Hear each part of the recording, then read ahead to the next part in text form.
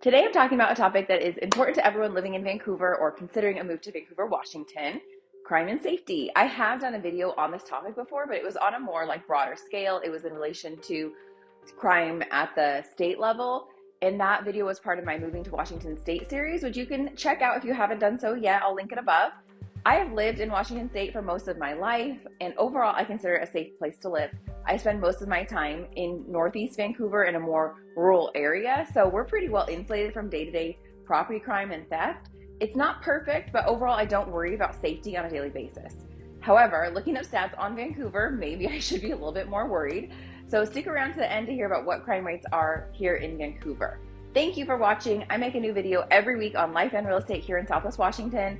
I love hearing from people who are looking to make a move to this area, looking to make Vancouver, Washington their home or surrounding area. So don't be shy. If you want to chat about what it's actually like to live in Vancouver, Washington, just reach out to me. I'm very easy to get a hold of. My phone number and email are in the header above and also in the description below. If you want to see what housing is like in this area, I've included a link to my website in the description, so you can also go ahead and browse to your heart's content listings. Oh, and if you like my videos, take a moment to subscribe and turn the bell on for notifications when a new video is uploaded every week. Back to the crime rate. You will see three types of crime rates: total crime, property crime, and violent crime. In 2021, it was reported that there were 3,700 total crimes per 100,000 people, 480 violent crimes per 100,000 people, and 3,242 property crimes per 100,000 people. So what it boils down to is you have a 1 in 27 chance of being the victim of crime in Vancouver.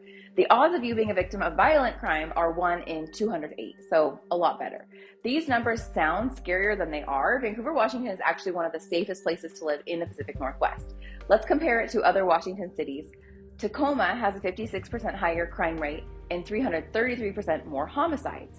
Spokane, Washington, in eastern Washington, has 41% more crime and 3 times the murder rate as Vancouver. And Seattle has 35% more crime, and our neighbor just south of us in Portland has 29% more crime with 167% higher murder rate.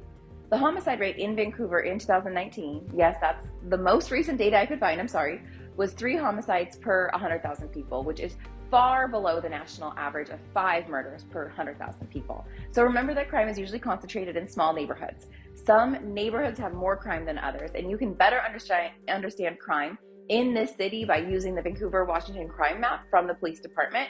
You can explore crime in Vancouver by neighborhood and offense type. You can also use the Vancouver Police Department's sex offender page to search for registered offenders in the area. I've included links to both of those resources in the description below.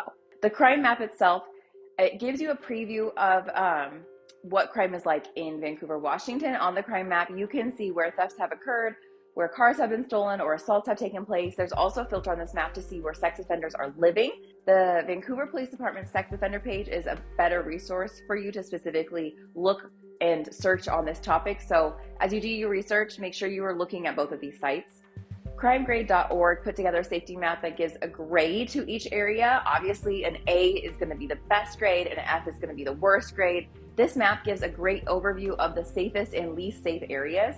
I would just like to point out Portland. As the further south you go, it gets red and red.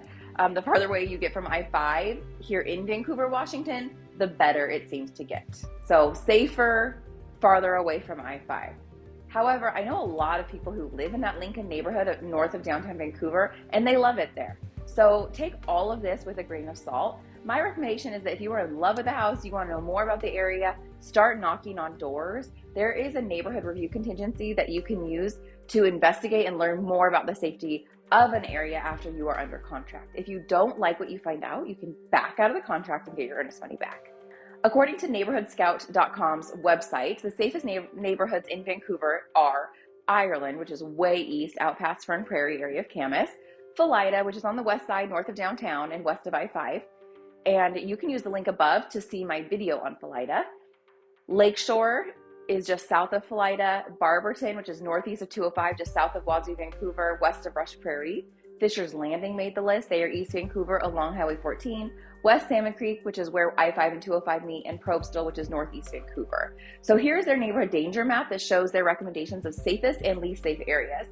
Honestly, their assessment of the safety index is not great for Vancouver. They only gave Vancouver a rating of 8 out of 100, When you get outside of Vancouver, the crime scores start improving. Battleground scores 35, Camas scored a 53, Brush Prairie scored 67, and Ridgefield scored 30. Washougal scored at 31, and La Center scored at 28. So our biggest concern, honestly, in Clark County right now in relation to crime and safety is the fact that our sheriff's department is short-staffed. So here's a snippet from an article in Clark County Today, which I included the link to that full article in the description below. Washington State has the lowest ratio of all states in the nation. The Clark County Sheriff's Office has the lowest ratio in the state at 0.57 deputies per 1,000 residents. All the while, Clark County's population is increasing at a rate higher than Clackamas, Washington, and Multnomah counties combined. So this is something to be a little bit worried about. Due to fair housing, as a realtor, I can inform my clients by giving them information and resources, but I'm not supposed to be giving you like anecdotal or opinion-based information about different areas.